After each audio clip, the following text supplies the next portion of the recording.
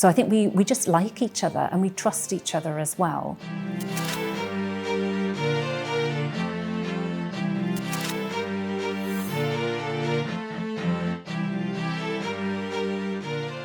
I think part of the reason why the UK and Kuwait have stayed such good friends over so many decades, I think is because we respect each other.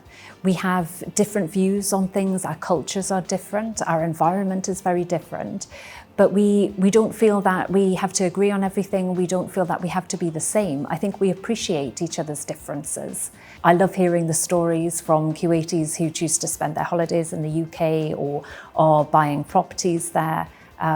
So I think we just like each other and we trust each other as well. We signed a sovereign investment partnership as part of a guest of government visit, which His Highness was the key guest for last year. So this is improving our focus on investments from Kuwait into the UK. I'm keen to attract more and more British businesses to come and invest and do more business here in Kuwait.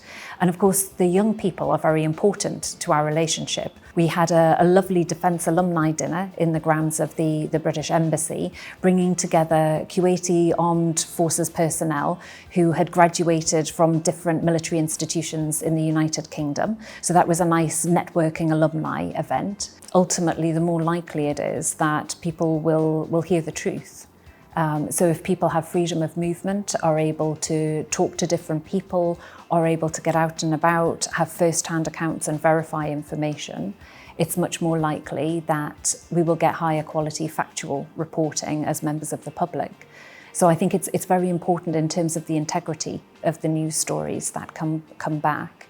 At an international level, the UK supports the Media Freedom Coalition. We've been supporting this group for many, many years, and we've also committed about £600 million in our overseas development aid over, again, a number of years to support journalists and media freedom.